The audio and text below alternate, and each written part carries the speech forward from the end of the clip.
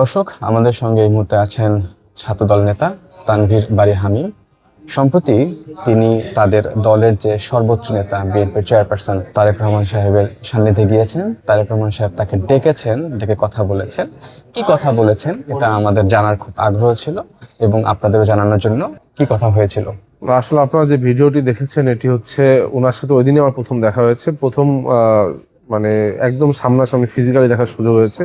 এর আগে আমরা বিভিন্ন সময় স্কাইপে অথবা বিভিন্ন অনলাইনে আমরা বিভিন্নভাবে যোগাযোগ হয়েছে, কিন্তু যেহেতু আমি শারীরিকভাবে আমার পায়ে একটা ফ্র্যাকচার ছিল, আমি বেড রেস্টে ছিলাম।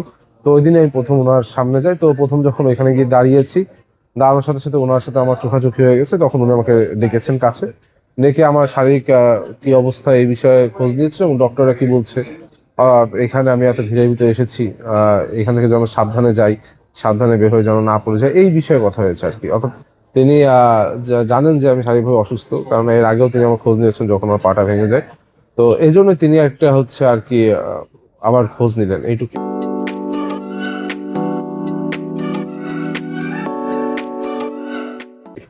আচ্ছা, দলের সর্বোচ্চ নেতাকে সামনে পাওয়া এবং কথা বলা, এরপর রাজনীতিতে আসার যেটা অনুপ্রেরণা, এটা কতটুকু গাঢ় হয়েছে?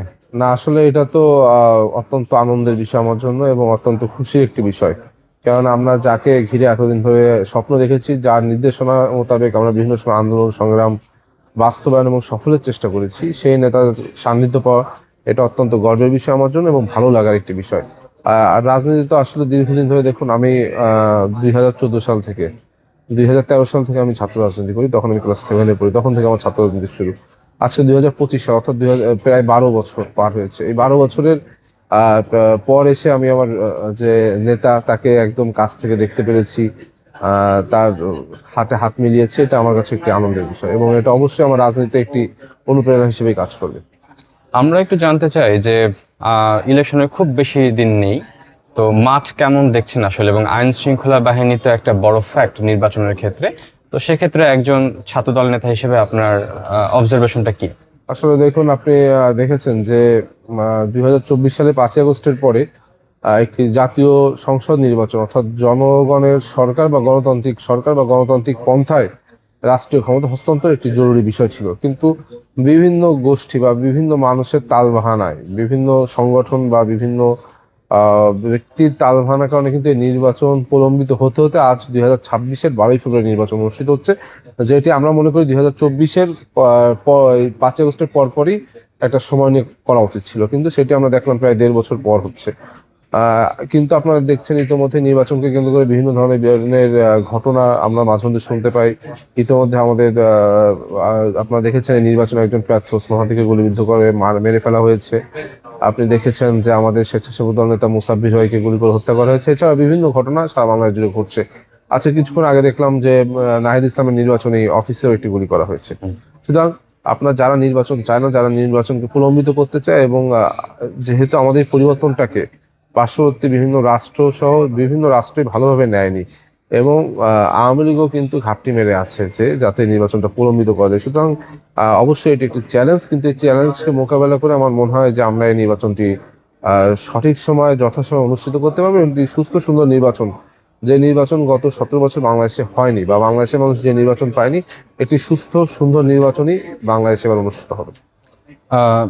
আইন শৃঙ্খলা বাহিনীর তৎপরতা আপনার কাছে কেমন মনে হয়? না, দেখুন, আমরা বারংবার বলেছি যে 5ই আগস্টের পরে একটি জাতীয় সংসদ নির্বাচন হওয়ার দরকার ছিল বা গণতান্ত্রিক পন্থায়, কিন্তু এটি প্রলম্বিত করা হয়েছিল সংস্কার কমিশনের নামে, যে আইন শৃঙ্খলার যে প্রশাসন তাদের সংস্কার হবে, বিভিন্ন বিষয়াদি সংস্কার হবে, কিন্তু আমরা দেখতে পেয়েছি তা সেরকম কোনো সংস্কারই কিন্তু হয়নি। প্রশাসনেও কিন্তু এখন আওয়ামী লীগের যারা বিভিন্ন দোষর ছিল তারা এখনো অবস্থান করছে। সুতরাং আইন শৃঙ্খলার বাহিনী চেষ্টা চলমান রেখেছে, কিন্তু এর ভিতর থেকেও কিন্তু আমরা কাঙ্ক্ষিত যে রিফরমেশন আমাদের প্রয়োজন ছিল সেটি কিন্তু আমরা পাইনি।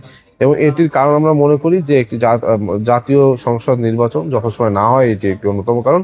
তবে আমার মনে হচ্ছে যে বর্তমানে যারা রয়েছে আইন শৃঙ্খলা বাহিনী তারা চেষ্টা করছে এবং আমরা সকলের ঐকান্তিক প্রচেষ্টায় যাতে ইনশাল্লাহ আমরা পার করব।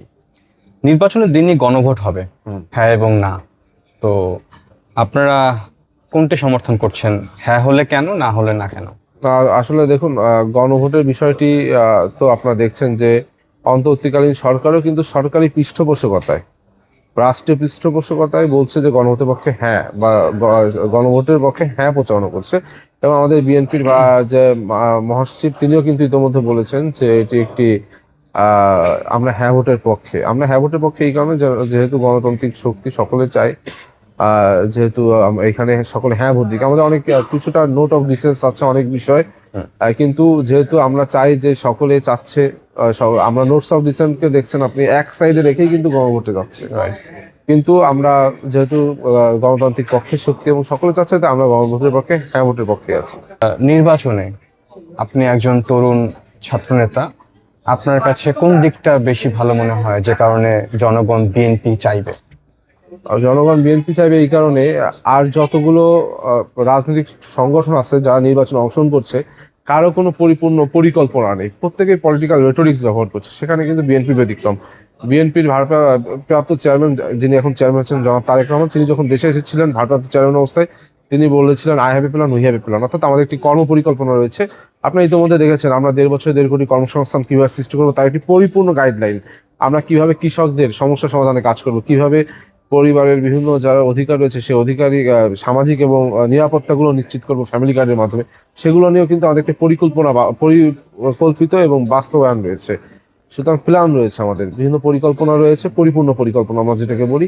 এজন্য আমার মনে হয় যে বাংলাদেশের মানুষ এখন কিন্তু আর পলিটিক্যাল রেটোরিক্স শুনতে চায় না, বিভিন্ন রাজনৈতিক ভাষায় বক্তব্য শুনতে চায় না। তারা চায় যে কারা কাজ করবে, দেশের কল্যাণ করবে, দেশের মানুষের ভাগ্য উন্নয়ন করবে। সেই ক্ষেত্রে বিএনপি যেহেতু একটি পরিপূর্ণ পরিকল্পনা রয়েছে, আমার মনে হয় এই জন্য বিএনপিকে বেছে নেবে।